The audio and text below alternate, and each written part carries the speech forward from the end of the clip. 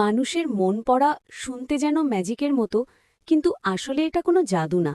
মানুষের আচরণ, চোখ, শব্দ, নীরবতা সব কিছু মিলিয়ে একটা অনুভব তৈরি হয়, আর সেই অনুভবটাই বলে দেয় মানুষটা সত্যি কি ভাবছে।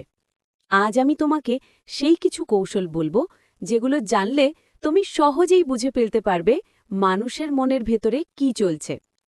১. চোখের ভাষাই সত্যিকারের ভাষা। মানুষ মিথ্যে বলতে পারে, কিন্তু চোখ কখনোই অভিনয় করতে পারে না।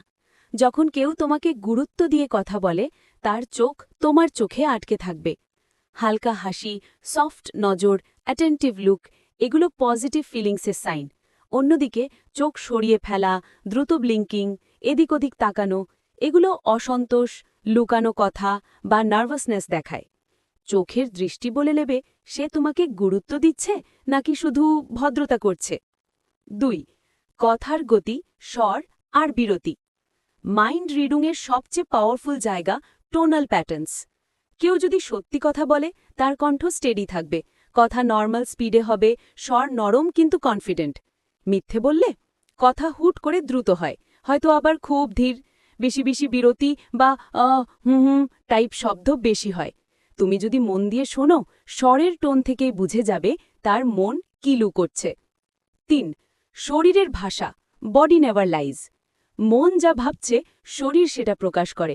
যখন কেউ তোমাকে পছন্দ করে, তোমার দিকে ঝুঁকে কথা বলবে, চোখে চোখ রাখবে, হালকা হাসবে, তোমার কথা মন দিয়ে শুনবে। কেউ যদি বিরক্ত হয়, হাত বাঁধা, মুখ শক্ত, চোখ ঘুরিয়ে দেখা, বারবার মোবাইলে তাকানো, এগুলো সবই হিডেন ডিসলাইকের সাইন।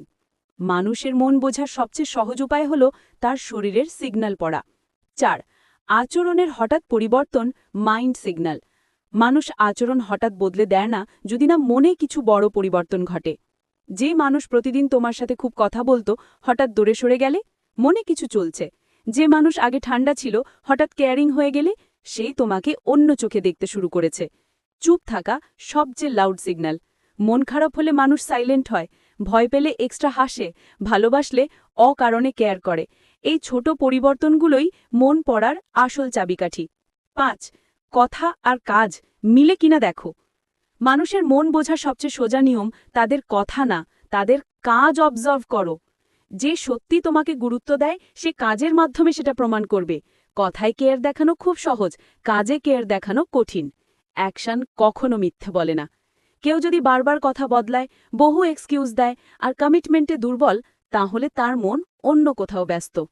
৬. নীরবতার মানে। অনেক সময় মানুষ কিছু বলেই না, কিন্তু সেই নীরবতার ভিতরে অনেক কথা থাকে। নীরবতা মানে অস্বস্তিও হতে পারে, অথবা গভীর সম্মানও হতে পারে।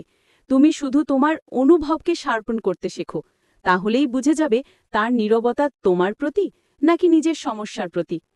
মানুষের মন পড়া কোনো রহস্য না, এটা অবজারভেশন, এমপ্যাথি আর একটু ধৈর্যের খেলা।